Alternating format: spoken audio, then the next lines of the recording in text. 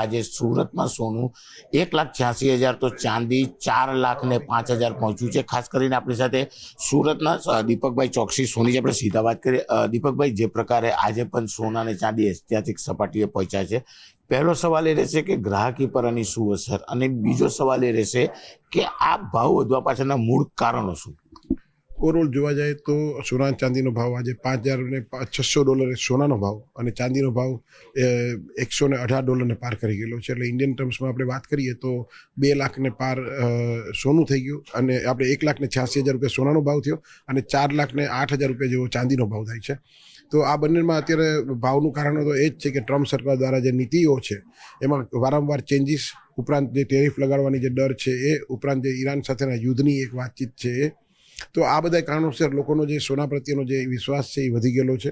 સાથે સાથે અત્યારે જે ફેડરલ બેંક દ્વારા વ્યાજના દરોમાં કંઈ ચેન્જીસ નહીં કરવામાં આવતા લોકોનો ફરીથી કે ભાઈ જો વ્યાજના દરમાં ઉછાળો નથી મળતો તો લોકોનો ઇન્વેસ્ટમેન્ટ સોનામાં કરેલામાં વળતર વધારે મળતું હોય છે, એટલે અત્યારે લોકો સોનામાં ઇન્વેસ્ટમેન્ટ કરી રહ્યા છે।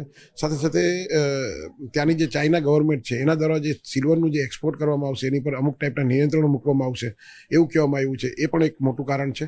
અને હવે પૂરા વર્લ્ડના જે ઇન્વેસ્ટરો છે અને કસ્ટમર છે એ લોકોનો એક સોના અને ચાંદી પ્રત્યેનો જે એક લગાવ છે કે વિશ્વાસ છે એ ખૂબ વધી ગયેલો છે, અને લોકોને એવું લાગે છે કે ભવિષ્યમાં સોનું અને ચાંદી ખૂબ સારું વળતર આપશે। સાહેબ, ગ્રાહકી પર શું અસર થઈ રહી છે? કારણ કે ભાવ વધી રહ્યો છે, લગ્ન સિઝન આગામી દિવસમાં છે, તો લોકો ખરીદી કરવા આવે છે કે નથી આવતા? જ્વેલર્સની હાલત ખૂબ જ કફોડી કહી શકાય, કારણ કે અત્યારે જ્વેલર્સને ત્યાં જે ગ્રાહકીનું પ્રમાણ છે એ લગભગ 60% જેવું ઘટેલું છે। લોકોને ત્યાં કસ્ટમર જે પહેલાં જે ખુશી જે બાય કરવા આવતા હતા એ લોકોનું અત્યારે પ્રમાણ નહીવત કહી શકાય।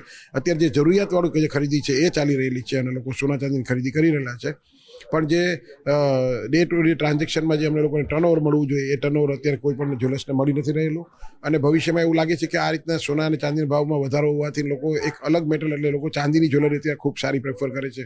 સોનામાં અત્યારે લોકો વિચારે છે કે અમે લોકો 18 કેરેટની જ્વેલરી, 22 કેરેટની જ્વેલરી છે 18 કેરેટમાં બનાવીને પહેરીએ, તો આ બધી વસ્તુ અત્યારે ચાલી રહી છે। કોપરનું એક માર્કેટ ઊભું થઈ રહ્યું છે, કોપરના ભાવ પણ વધી રહ્યા છે। હા, કોપરનું માર્કેટ ચોક્કસથી કહી શકાય, કારણ કે જેમ સોના અને ચાંદીનું માર્કેટમાંથી જે લોકો ઇન્વેસ્ટમેન્ટ નહીં કરી શક્યા તો કોપરની પણ ઇન્ડસ્ટ્રીયલ ડિમાન્ડ ખૂબ સારી છે।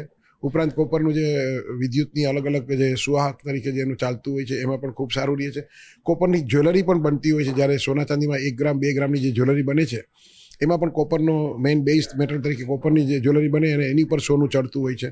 તો કોપરના ઘણા બધા ઉપયોગો હોવાથી હવે લોકો કોપર તરફ વળેલા છે। લોકો કોપરનું ઇન્વેસ્ટમેન્ટ માટેના દિવસમાં ઘણી બધી પૂછાઓ આવે છે કે શું ભાવ છે, આ છે તે છે, એ રીતના, તો કોપરમાં અત્યારે લોકો સારા પ્રમાણમાં ઇન્વેસ્ટ કરી રહેલા છે। બિલકુલ, આ હતા દીપકભાઈ કીધું કે લગ્ન સિઝન આવી ગઈ છે, લોકો ખરીદી કરતા પણ જે રીતે ભાવ વધી રહ્યા છે। હું એક વખત શોરૂમના દ્રશ્ય બતાવવાનો પ્રયાસ કરીશ કે ચોક્કસ શોરૂમો ખુલી ગયા છે, સ્ટાફ પહોંચી ગયો છે, તમામ વસ્તુ તૈયાર છે, પણ ગ્રાહક જ નથી, કારણ કે જે રીતે ભાવ વધી રહ્યા છે એટલે કે લોકો સોનું લેતા પહેલા 10 વખત વિચારી રહ્યા છે। પ્રસંગ હોય છે તે લોકોએ ના છૂટકે લઈ રહ્યા છે, એટલે કે 60% જેટલી ગ્રાહકી ઓછી છે, અને ગ્રાહકી ઓછી થવા સાથે જે લોકો સોનાની ખરીદી કરી રહ્યા હતા તેમાં પણ 40%નો પોતાનો કાપ મૂક્યો છે। જોવાનું એ રહ્યું કે ભાવ ક્યારે ઘટે છે, પણ અત્યારે તો ઐતિહાસિક સપાટી પહોંચતા લોકોની ચિંતા છે, સાથે સાથે જ્વેલર્સોની ચિંતામાં પણ વધારો જોવા મળી રહ્યો છે।